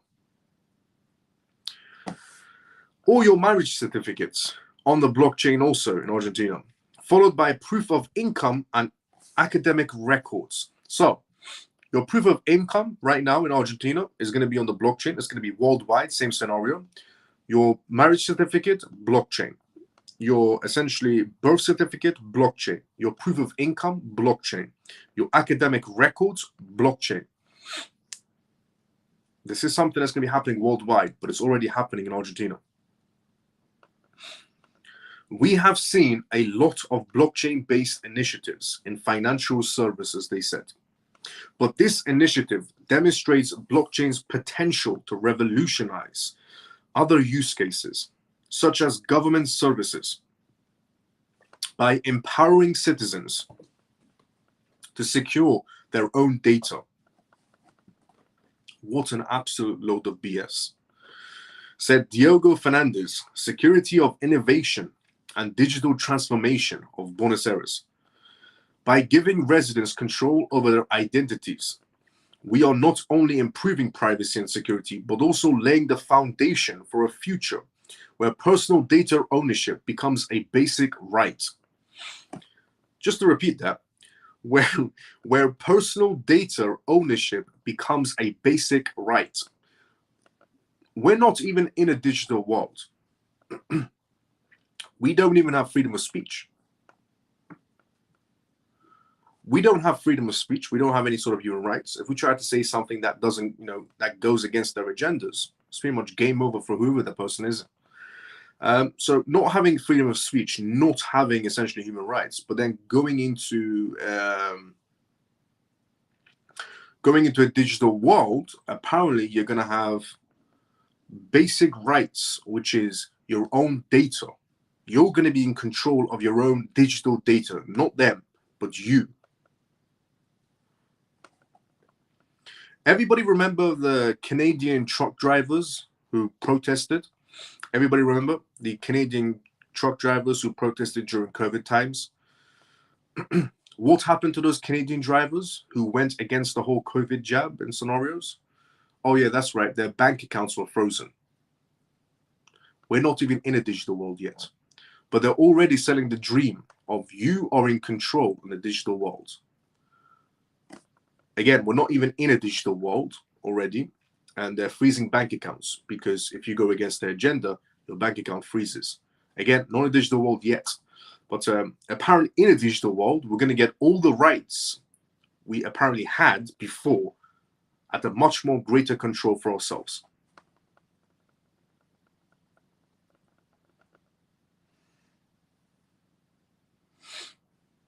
Do they not laugh essentially when they make this up? Like, is it not like comedy for these people when they write? They must do. They must, I swear, before they write these, when they write these speeches, they must be sitting there with champagne and going, these morons will eat this up. By morons, I mean us, in other words. That's what they see us as. They see all of us as peasants, to be fairly, to be genuinely. All these people that write these speeches genuinely sees us as morons and peasants. Another recent noteworthy initiative targeted the city's education system. Buenos Aires integrated trainings, Ethereum trainings, into their high school curriculums, offering some students classes and solidifying a programming language used to build decentralized applications on Ethereum. So that's a glimpse of what your future is going to be like in a digital world. With your income on the blockchain is already happening. It's nothing like, in the movies, oh, this will happen 2045. No, it's happening right now in one particular country. And it's going to be happening in yours as well very soon. Very, very soon. If it's not this year, by the end of the year, it's going to be next year. Not 2035. But your proof of income on the blockchain, your birth certificate, blockchain, your marriage certificate, blockchain, your academic records, blockchain. Everything is going to be on the blockchain, and apparently you will be in control. Let's all pretend we believe that. But again, it's nothing that you can stop. You can't stop that even for a second. There's too many morons in this world. Hence why the world is the way it is. So if we can't stop it, there's an old saying, if you can't beat them, join them. So preferably going for projects that are going to be the backbones of this is what you want to do. Preferably you want to go for projects that are going to be the backbones of CBDCs, that are going to be the backbones of digital IDs. Because you can't go against it. Going against CBDCs is impossible. Because what are you going to do? Protest against CBDCs? Like, that's ever going to work. I've said this before and I'll say it again. Protests don't work. They never work. They never will. The world is worse, even worse now than it was even 100 years ago. I mean, people have been protesting throughout history. Nothing has happened without, I mean, for example, France, as I've said many times, France is the #1 country that protests about anything. The French people are known for protesting about everything. And France, just like the rest of the world, has not been getting better. Just like the rest of the world, France is experiencing a collapse on their real estate market space right now. This is factual information. France is having high inflation issues. France is having immigration issues. There's so many issues that's happening right now on France. And French people protest about anything. That's factual. And they were going through the exact same issues as everybody else. So those protests that the French people have been doing for years didn't work. So protesting never works. I've always said this. What you want to do is go for the projects, the backbones of CBDCs. Go for the backbone of CBDC. So if XRP, for example, if the XRP ledger, which it is going to be, but the XRP ledger, for example, is going to be a backbone for a CBDC world. And it couldn't be more clear. It genuinely couldn't be more clear. There are multiple cryptocurrency projects out there. You know, there's 24,000, 25,000, 26,000 crypto projects out there, for example. And only one has an active CBDC platform, Ripple. Only one has won multiple CBDC awards, Ripple. Only one has won multiple cross-border payments awards, Ripple. Only one does speeches at the World Economic Forum for the longest time, talking about CBDC wars, talking about digital future. Only one is on the documentation, PDF documentation titled Cross-Border Payments for the Bank of International Settlements, on the same PDF as SWIFT. The reason I'm making these points again and again is because I wanted to get through to new people and, you know, to everybody else who's already in the XRP community or essentially in the XRP ledger, so on, to understand you're on the right path. Even though the digital future might be quite grim, might be quite controlled, your privacy might be out the window, but at least you'll be wealthy. Because you can't stop it. You can't stop CBDCs. You can't stop a digital world. You can't stop a digital ID. And your privacy is going to be out the window, to be fairly honest. But at least you'll have money. And that's the truth. So, you know, all of these things are going to be happening. What's happening in Argentina? 3.2 million people already have digital IDs. 3.2 million people's birth certificates are going to be on the blockchain, marriage certificates, academic records, everything. And they're saying you are in control of your digital IDs. You control your privacy. 3.2 million people apparently have the rights to their privacy and control it. But the government's the one creating these digital IDs. And governments are the same governments that will freeze your bank accounts if you protest against COVID. They would freeze your bank accounts. The Canadian truck drivers. So these are the types of people telling you, you control your privacy, you control your life. You are always in control. They're lying. And we know they're lying. Not everybody, but a lot of people know they're lying. So, to benefit in a digital world, go for the backbones of projects that are going to be handling CBDCs. Go for the backbone of projects that are going to be in control of digital IDs. So benefit in a digital world, in other words. Choose a project that's going to be the backbone of digital IDs for a lot of countries. Choose a backbone of a project that's going to be handling CBDC payments. Choose a backbone of a project that's going to be handling data transfers.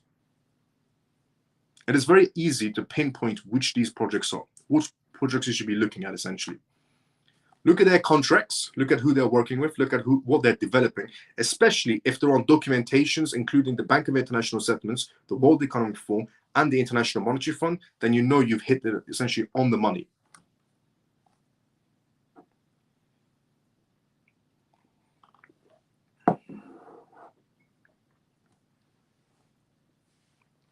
But yeah, you know, your privacy will be out the window in a digital world. But somebody has to tell you that. You're never going to be in control. So you will have no privacy, but at least you'll be wealthy. Who cares anyways? It's not like, you know, anybody has much privacy nowadays. Everybody's on social media. Nobody has much privacy anyways. But at least you'll be wealthy. That's the truth. But yeah, your freedom of speech, human rights will be a lot more restricted in a digital world. But again, at least you'll be wealthy. You know, you have two options. With your wealth, you can put your head down and enjoy life, or with your wealth, you can decide to make a change. That's completely up to you. With your newfound wealth in a digital world, you have two options. Put your head down and just enjoy your wealth and with your family, or, you know, use that money to do something positive. That's completely up to you, the end result. But that's what's going to be happening. Let's go to the comment section now. But that was a picture of what your digital life is going to be. It's already happening around you. You just can't see it yet. But if you realize it, all the banks around you are closing down their branches, and cash points are disappearing because they're preparing for a CBDC world. Even the UK is going to be coming out with a CBDC next year. Europe, CBDC next year. Brazil, CBDC next year. Russian Ruble, CBDC next. They're all coming out. So, you know, we're not that far off. A few months. Within a few months, we're all going to be in a digital world, essentially.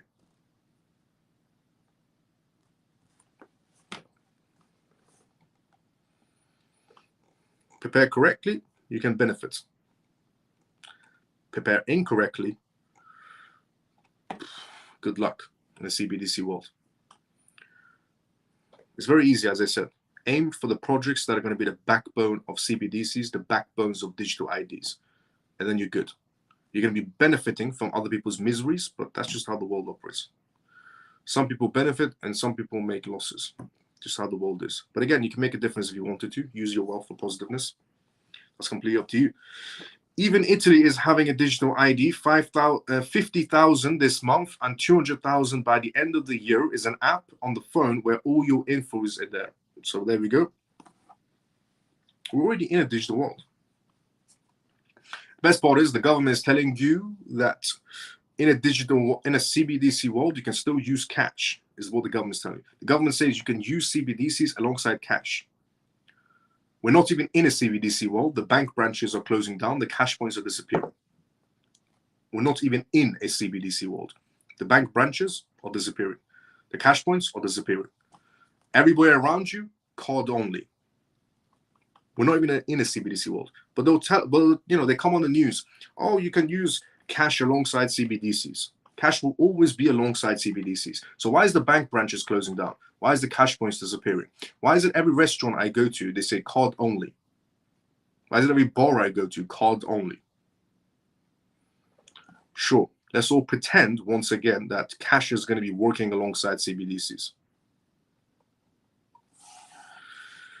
I would love to be at the table when they're putting all this together. They must just be laughing. This is some BS. But, you know, there's always two sides to every story. So this might be massive negative news, but the positive side is, look, if you're positioned correctly, you're in profit. But if you're in camel token, zebra token, or, you know, so on, frog token, cat token, and we're going into a CBDC world, you're pretty much done for. If you position correctly, you're good to go. I would love to, yeah, honestly. Amen. Brooke, good to see you. How you doing? Yes, Miles. Buy the backbones of the next financial systems, kind of like buying a piece of the railroad. Facts. Nicely put. Let's go, Brooks. If you can beat them, so join them. This is why listen to the facts news is important. Thanks, Miles, for sharing these news with us. Good job. Let's go, Carl. Let's go, Stormy. Facts, birth certificates, marriage certificates, and death certificates, and much more on the blockchain. Literally, no amount of protesting will work, even with the glittery colorful posters. Yes, that's true.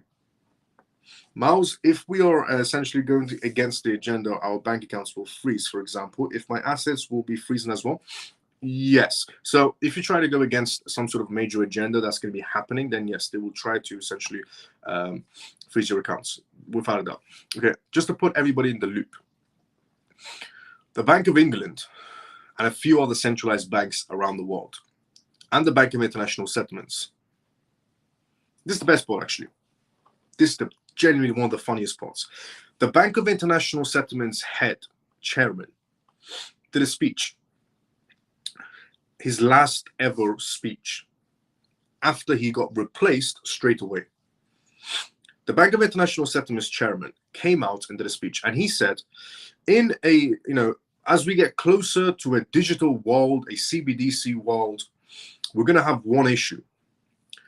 And the issue is that everybody's going to panic that we're going into a CBDC world, and everybody's going to run towards the banks and try to take their cash out, which would make the banks collapse and flatline. So the head of the Bank of International Settlements suggested to either freeze everyone's bank accounts or take away the bank branches as well. And already people are starting to see signs of that, where a lot of people are going into banks and saying, can I cash out $2,000? And the bank will say, come back next month. Some banks will say, some banks will give you some or whatever you need. And some banks will try to ask 21 questions to give your own money back to you. But people are starting to see signs of that as well, but they haven't realized why. It's because the chairman of the Bank of International Settlements once made a speech, and he said, if we head towards the CBDC world, we announce on the news, CBDCs are coming towards you. A lot of people will panic. They will run towards the banks and try to take their money out in cash, which make the banks collapse.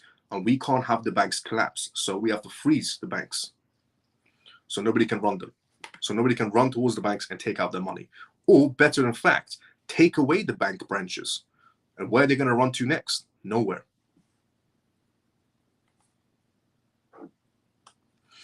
And that was his last ever speech. He also added some other things. He said in a CBDC world, privacy is going to be non-existent. He said a lot of things that he shouldn't have. The reason why I'm saying he said a lot of things he shouldn't have is because the man got replaced. I think within a week, he was essentially replaced. And the person that replaced him said, no, this man didn't know what he was talking. This man, you were taking points out of context. He was taking points out of context. That's not what he exactly meant. We're not going to be freezing the accounts and so on. But this man revealed everything and then got replaced.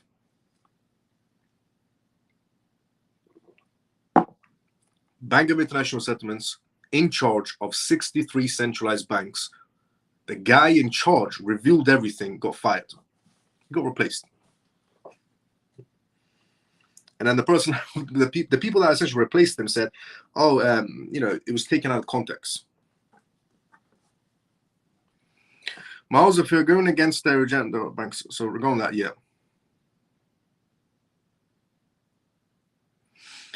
Miles, did the SEC appeal get denied? No, not yet. I'm late today, Dale. Let's go. Don't worry about it. Miles, in London, Chinatown, Chinese restaurants accept just cash product. Let's just go there. I'm not joking. Yeah, I know. Foreign restaurants typically only accept cash, but if you go to any sort of restaurants or higher restaurants or essentially corporate restaurants and so on, or bars or gyms or anywhere, it's card only, not cash. But yeah, I know what you mean. What about if you can't join them? No, we're not going to do that one, Shows. That makes me believe him. Yep, me too, Brooke. I'll be honest, because he's the guy in charge. Bank of International Settlements.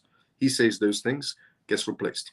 And then they replace him and they say, oh, it was taken out of context. He didn't really know what he's talking about. I'm not playing those games. If I ask the bank for my money and they start asking me 21 questions, they got one question with me. That's a large bill or a small bills. Fair enough, Stormy, fair enough.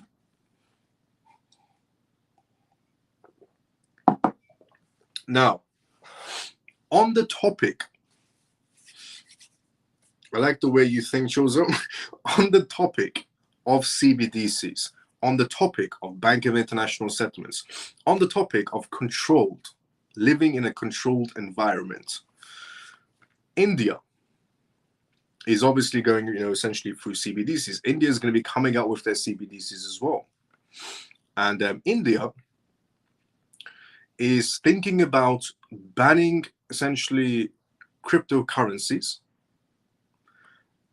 because they're getting close to a massive CBDC rollout. Now, India has released CBDCs in a very, very small portion. And roughly about 1 million wallets were created. But India has a population of billions. And only 1 million, essentially 1 million wallets were created. But India is thinking about doing a massive CBDC rollout starting next year. with other countries around it, like Russia, Brazil, UK, EU, and so on. Everybody's coming up with their own CBDCs.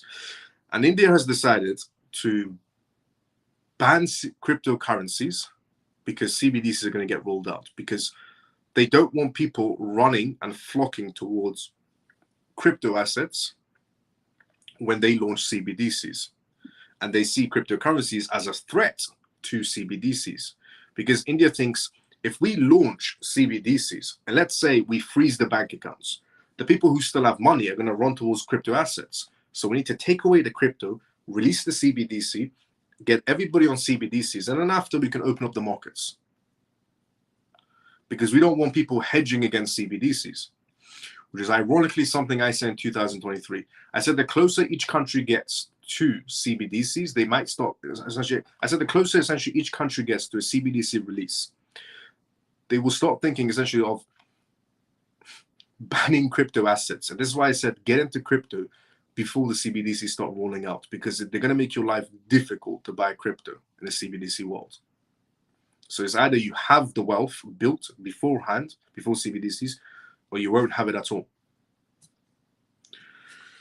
So India considering a crypto ban to promote CBDC adoptions.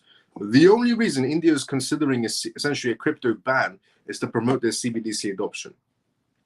India is reportedly weighing a potential ban on private cryptocurrencies such as Bitcoin, Ether, and any other cryptocurrencies, while pushing for widespread use of digital rupees for their country's central bank, essentially CBDC. According to a news outlet in India, Hindustan Times, the government officials have been consulting with key institutions and regulators about private cryptocurrencies or any sort of cryptocurrencies, and including stablecoins.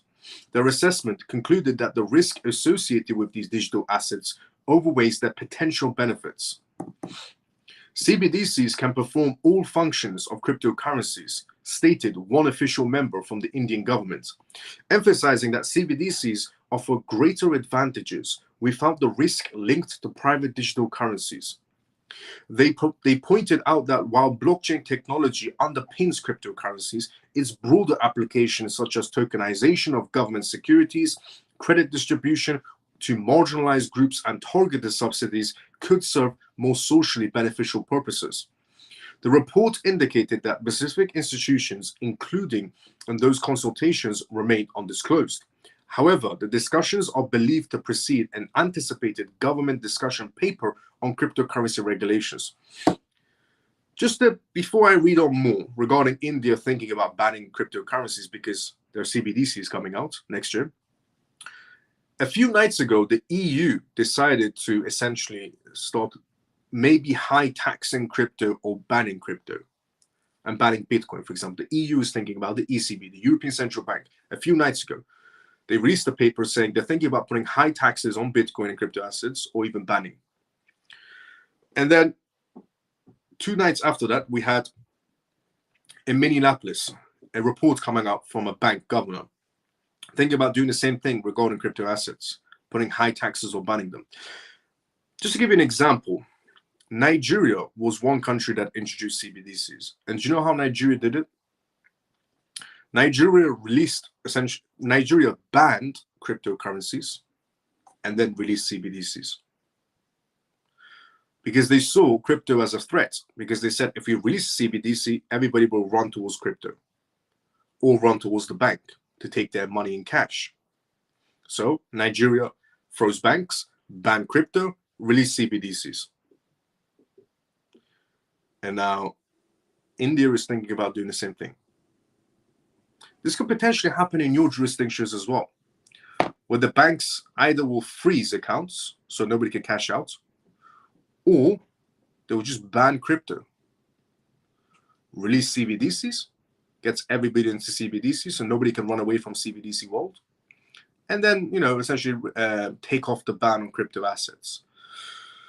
Now, the reason why also governments are coming out with 2 currencies, governments are coming out with wholesale and retail CBDCs, once for corporations and once for retail, but they're also coming out with stablecoins. The reason why governments are coming out with stablecoins is because they want that stablecoin is going to be used on markets. It's going to be difficult to use CBDCs on markets. But stable coins you can, because CBDCs are very controllable assets, and some governments are going to have difficulties trusting other governments with their own CBDCs, because you can freeze, seize, and expire on CBDCs. So that's why governments are coming out with a stablecoin and a CBDC. Stablecoins is for the markets, it can't be controlled, whereas the CBDC is very highly programmable, which is to control the peasants, which will be all of us. But if you have crypto, you're the backbone of that CBDC, depending on which crypto you chose. But if we go into a CBDC world, as I said, and you are holding camel token and frog token and zebra token in a CBDC world, you must be an utter moron. Because you had 7 years, 6 years, 5 years, 4 years, 3 years to position yourself correctly inside the crypto space. But instead, you started chasing zebra token. And now we're in a CBDC world, and you're holding zebra token in a CBDC world. Picture that one for a second. Earlier this year, India government announced plans to release a public consultation paper outlining comprehensive cryptocurrency regulations by September or October 2024. The paper is expected to gather insights from industry experts and stakeholders, forming part of India's ongoing efforts to establish clear regulatory guidelines for crypto sectors. Though scheduled for release in September, the paper has yet to be published. India's stance on cryptocurrencies has been in flux. In 2018, the Reserve Bank of India banned banks from processing crypto transactions, but the ban was overturned by the Supreme Court in 2020, leading to a resurgence of the crypto industry. Since then, regulatory discussions have facilitated, with the possibility of a ban still looming as the country explores its own CBDC. The RBI, the Reserve Bank of India's governor, Das, recently retreated essentially in concerns about cryptocurrencies, warning they could threaten India's economic stability while praising the advantages of CBDCs. This is the Reserve Bank of India's governor. Meanwhile, India's Ministry of Finance clarified that there are no immediate plans to legislate on regulating cryptocurrency transactions. In a statement to Parliament, the minister said that the Financial Intelligence Unit, the FIU, has the necessary authority to monitor the crypto sector, particularly concerning money laundering and essentially illicit activities. Other law enforcement agencies, he noted, are already equipped to handle illegal activities under current legal frameworks. So, don't just for a second think, well, that's India. What does that have to do with if you're living in the US, if you're living in Canada, if you're living in Australia, if you live in the UK, or even the EU? That's India. It's got nothing to do with us. Incorrect. If you live in a G20 country, whatever happens in another G20 country is about 99.9% chance is going to be happening in your jurisdiction, because you are also a G20 country like India. Why? Because, as I said, New Delhi, G20 summit last year in New Delhi, where all the G20 countries arrived at, they all signed the same declaration to be under the same sets of rules of crypto assets. They said they want to treat the crypto asset space the same way we treat planes in the sky, is what they said. The same way planes have the same rules in the sky. Not even joking. This was the actual speech at the G20 summit in New Delhi. They said the same way every plane in the sky has the same rules. Crypto should have the same rules across all of these nations in the G20. So they all signed the same declaration. And about 2 months after, the central bank governors, they all flew over to Marrakesh, to Morocco, to sign another, essentially, documentation for the bank governors to be on the same page as well. And also, we have the new G20 summit coming up. The new G20 summit is going to be happening in Brazil. And the same priority key topics that were in the last G20 summit are also in the Brazil one as well, which is they're going to be talking about crypto assets. They're going to be talking about tokenizations and cross-border payments and CBDCs and everything else. So I'll keep everyone informed of the Brazilian, essentially, G20 summit as well. Every country's going to come together. So what's happening in India regarding their thinking about banning crypto to get CBDCs on board for people could happen in your G20 nation as well. So if you live in the US, what is happening over there is going to be applying to you as well. If you live in the UK, if you live in the EU, if you live in Australia, if you live in Canada, and the list goes on. What's happening there is going to be happening for you as well. 99.9% chance. They're all in the same declaration.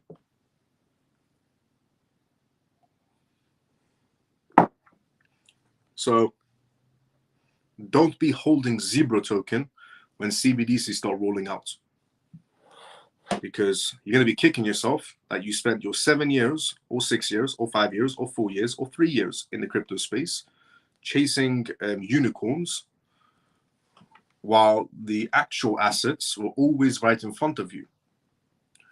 But you wanted to hold Zebra token or Camel token, and now you're in a CBDC world. Basically, you just got played like a fiddle by the corporates and the media and the people around you.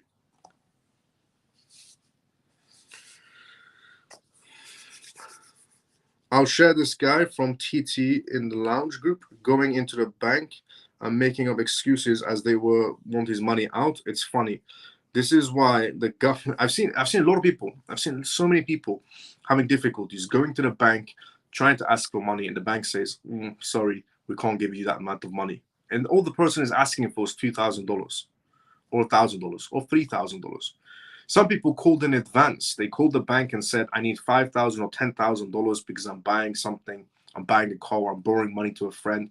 And the bank says, come next month. We'll book you in. The guy goes next month. He films it. He walks into the bank. He films it. He sits down and he says, can I have my $10,000? And the bank goes, why would you need the money? And he says, well, I booked it in so I can have the money. And they said, we can't give it to you. You have to give us a reason. He said, well, I'm giving it to a friend. He said, that's not good enough.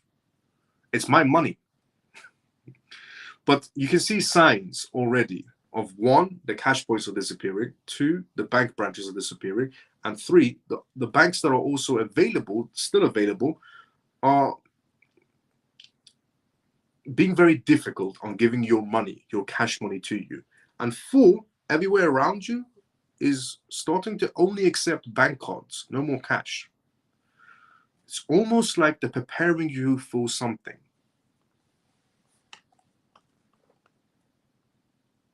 Take a guess what that is. Which also makes you think, gee, I genuinely do think that maybe that Bank of International Settlements chairman was correct. Where when he made the speech of, if we release CBDCs, everybody will run towards the banks. So we have to freeze the banks and freeze people's accounts, is what he said. So it seems like what he said is coming true. But he did get replaced. He definitely revealed too much. He had a very nice speech. I'll find that speech as well again. But yeah, position yourself correctly. Otherwise, you'll get left behind. You'll regret for the rest of your life that you spent your golden years in the crypto space chasing unicorns when the correct projects were always in front of you. That is why governments ask people share which crypto assets they hold in order to tax and after ban them. Well, that will just have to move to a country that doesn't ban crypto. By any chance, do you know any amazing place we should move to? Every country is going to be essentially, not saying the ban is going to be forever either. The ban on crypto assets isn't going to be forever in any sort of a way. It's just some countries, when they do release their CBDCs, they will ban crypto so they can release their CBDCs, get everybody into CBDCs so nobody can hedge against CBDCs holding crypto assets. And then when everybody's in CBDCs, they will unban crypto, but they'll still take away quite a lot of cryptos, like privacy tokens are going away. Monero and all these privacy tokens are already banned in a lot of countries, and they're already banned in the EU as well. But I'm not saying crypto is, they're going to ban it forever, no. They just want everybody to CBDCs, and then they'll unban crypto. But after unbanning crypto, when you're in a CBDC world, it's going to be very difficult to get crypto when you're holding CBDCs. This is why I'm saying position yourself correctly before the CBDC rollout, because if the countries decide to do a CBDC rollout, ban crypto for a temporary phase, release CBDCs, get everybody in CBDCs, and then unban crypto, because now everyone's in CBDCs, it's going to be very difficult for you to, go inside the crypto world with a CBDC. Because I don't think there's going to be a single exchange that's going to accept your CBDCs. Binance exchange is not going to be accepting CBDCs and sell you Bitcoin in return, or XRP, or Solana, or Chainlink, or AVAX, or anything like that. Because CBDCs are very programmable, highly controllable. So it's like Binance selling you gold and you giving Binance toilet paper money. Genuinely, that's what CBDCs are. It's very controllable assets. So they're going to make it very difficult for you to buy crypto afterwards. But that's why countries are also releasing stablecoins, where the stablecoin isn't programmable in any sort of a way for the time being. But that's why I said, don't spend your golden years inside the crypto space chasing unicorns when the correct assets are always right in front of you. Don't be holding zebra token, camel token, and frog token, and cat token, and then CBDCs get rolled out. What are you going to do next? Who are you going to sell your camel token to? And the reason why crypto assets essentially will survive, some crypto assets will survive, is because the wealthy isn't going to be on CBDCs. They're not going to be on CBDCs because CBDCs are programmable assets. But they might get CBDC accounts. You know, they'll get CBDC wallets and so on. They'll get CBDC wallets and so on. But those crypto assets are going to be used by wealthy people because they don't want to be controlled. They want to control you, not the other way around.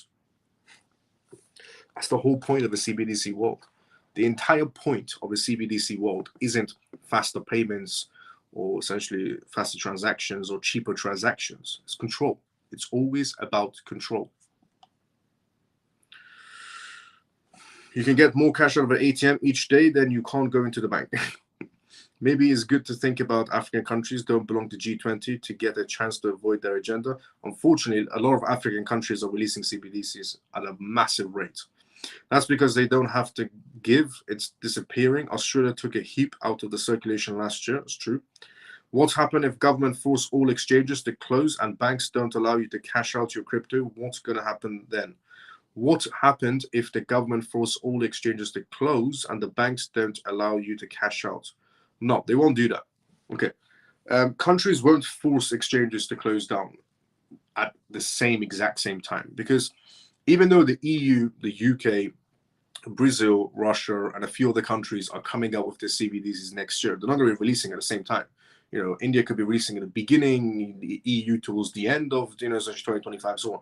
So at their own pace, they're going to be releasing it next year in different times. So, you know, if one country is releasing CBDCs and maybe banning exchanges, it doesn't mean the next country is going to follow them at the exact same pace. So one country will release CBDCs in Q1 of 2025, the other one could release in Q3 of 2025 or Q2 2025, and so on. So their bans, if they are going to be banning them to help increase the CBDC rate, they're not going to be banning them at the exact same time every country around the world. It's going to be this country launches and this country launches and this country. So there's different timings. One could be first quarter of 2025. The second one could be third quarter of 2025, fourth quarter of 2025. So there won't be same time bans. And regarding the matter of, and bank don't allow you to cash out your cryptos. You don't need to cash out your cryptos. You can spend your cryptos as cryptos. Always remember that. You can spend your crypto assets as cryptos. You don't need to cash them out to spend them. A lot of places accept crypto. A lot of places. So you don't need to cash them out. You don't need to cash out your crypto to spend in the real world. A lot of places accept crypto as legal tender. If they ban crypto, prices will drop to 90 to 99%, so there is no point to hold. And when it's unbanned, everyone on CBDCs, so they can't buy back and price will never increase, right? No, that's incorrect as well. So if they ban crypto, will they drop 90 to 99%? No. If they ban crypto, it won't drop the price. It will drop the prices slightly because it's going to cause a panic in the market and so on. But then the market will return, do a 360 and go back up. So no, it's not going to be 90 to 99% drops. Some crypto projects might disappear after the ban, but no, it's going to be 90 to 99% drops. Hell no. It'll be a slight drop inside the market space, a little bit of fear and panic, but then everybody will eat that up. Do you know who will also eat that up? Corporations. And when it's unbanned, everyone's on CBDC, so they can't buy it back and the price will never increase. No, that's incorrect as well, because utility. Crypto has major utility. So the utility part is going to be essentially keeping that crypto afloat, increasing the prices. One crypto asset. This is why I say position yourself correctly before we go into a CBDC world. If you position yourself correctly before we go into a CBDC world, you choose a crypto project that's the backbone of CBDCs. You choose a crypto project that's the backbone of tokenization for corporates. You choose a crypto project that's the backbone of data transfer for corporates and governments. You choose essentially, you position yourself correctly before we roll out into a CBDC world, you're perfectly fine. But if you're holding camel token and zebra token, then you're done for in the CBDC world. And every country will not be closing exchanges at the exact same time. And every country might not do that. Nigeria did it. India is thinking about doing it, but that doesn't mean the rest of G20s will do that. It's just a 99% chance of doing it. But still that 1% chance of they might not do it. And they just roll out CBDCs. So, but the bank closures, they're definitely doing that. I mean, everybody's seen the bank branches disappearing. Everyone around you is, accepting bank cards only and so on.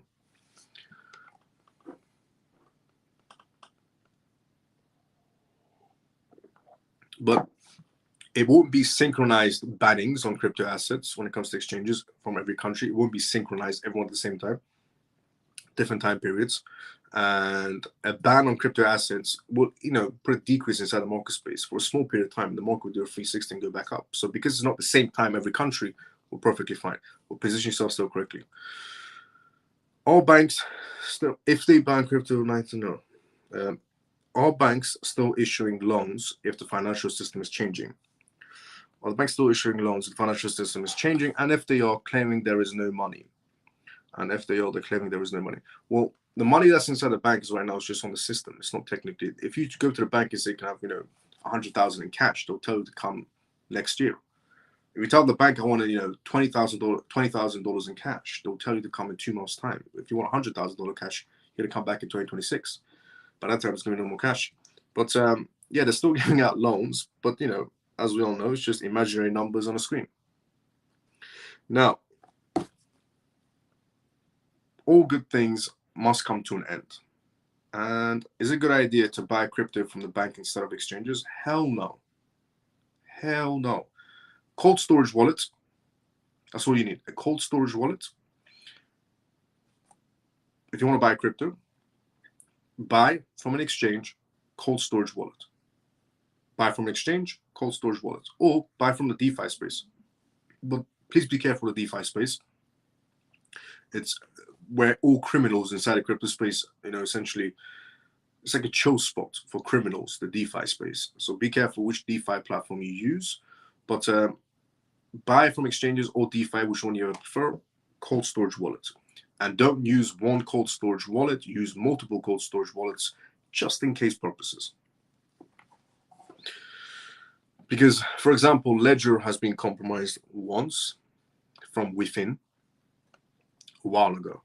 And it's because one Ledger employee essentially uploaded the wrong file, which compromised Ledger from within. Or recently, there was a Trust Wallet, Coinbase wallet issue, which was one platform that Trust Wallet, Coinbase, and MetaMask use. This was yesterday that I announced it. So there's a platform, essentially, MetaMask, Trust Wallet, and Coinbase wallet use for you to buy crypto. So do you know when you buy crypto using your bank card or Apple Pay, and one of the platforms is like MoonPay, which is good, and then there's another one that says Transact. Transact became compromised. So be careful when using DeFi space. Now, all good things must come to an end, and they have right now. This is the ending of tonight's live. Drop a like, drop a follow if you already haven't. If you're watching this on X and you're watching this for the first time ever, if you're watching this on YouTube and you're watching this for the first time ever, my name is Miles. I go by the persona Crypto Miles, and this was the CMF Live. Continue to this live every single night where I talk about the most recent news that's happening around the world in terms of cryptocurrencies, CBDCs, AI, politics, and regulations. So, thank you so much to everyone that's retweeted this live on X, liked this live, and put a comment outside of it on X as well. And thanks so much to everyone on YouTube who's liked this live as well and put a comment outside the video as well. And if you already haven't, join the CMF Live on X, because we have an X communities page for this live. So if you already haven't, join the CMF X communities page. The X communities page for the CMF Live is on my profile. Go to my profile, click on the X communities page and join. Amazing place to be in. And join the Telegram group of the CMF Live as well. Amazing place to be in. Everything I do is completely free for life. And join the CMF. If you haven't subscribed and watched this for the first time ever on YouTube, subscribe. If you're watching me on X and you're not following me, follow. Join the X community page, join the Telegram page, and tune in every single night. Great show tonight, Miles. Thanks. Take care, all. Ray, let's go. See you tomorrow about the same time as usual. Good night, Miles and all CMF. Thank you for the news. JP, see you tomorrow about the same time as usual. Great show tonight. Let's go, Ray. Stormy, see you tomorrow, sometimes as usual as well. Miles, please don't forget to research in regards to XDC. I will. XDC is an amazing project. Have a great night, everyone. Stormy, see you tomorrow, sometimes as usual as well. Let's go. I hold 50% cold wallet, 25% hot wallet, and 25% on 7 exchanges. Chosen, that's a great amount, but the 25% on 7 exchanges is a bit risky. The rest is safe. 50% on cold wallet is safe. 25% on hot wallet is slightly risky. 25% on 7 exchanges is extremely risky. Thank you, Miles and CMF. Take care and see you tomorrow. Mike, see you tomorrow. Same time as usual, brother. Thanks, Miles. Have a good night. CMF, see you tomorrow. Orphan, see you tomorrow sometimes as usual as well. Lena, thank you so much, Miles. Good night, family. Lena, see you tomorrow sometimes as usual as well. Thanks, Miles. Scott, let's go. Share the live. Let's go. See you tomorrow sometimes as usual. Thanks, Legend. Thanks, Legend. Rest up, night and day to all CMF. Shelly, let's go. See you tomorrow sometimes as usual as well. Share the live. Let's go. Thanks for everything, Miles. No problem, brother. Anytime, Scott. Thank you so much to everyone that tunes in every single night. I will be seeing you all tomorrow. Same timing as usual. 11:25 p.m. UK time onwards. Good night, Miles and CMF. Thanks for the great news. Let's go feeling forever. See you tomorrow sometimes as usual as well. Also check your DM when you're less busy. Yes, Lena, I will definitely check it out. I'll see everybody tomorrow. Same timing as usual. Everybody have a great day or a good night, depending on where you are around the world, CMF. And thank you so much to everyone I'm getting notifications. Thank you so much to everyone that's retweeting this live right now on X, liking this live on X, and putting a comment outside the video on X as well. And thanks so much to everyone on YouTube who's liking this live as well and putting a comment on YouTube as well. I love you all. See you tomorrow, CMF. Same time as usual, 11:25 p.m. UK time onwards. See everybody tomorrow, same time as usual. Everybody have a great day or a good night, depending on where you are around the world. The greatest Miles. Let's go, Scott, YouTube, brother. Love and respect, brother. Let's go. I'll see everybody tomorrow, same time as usual.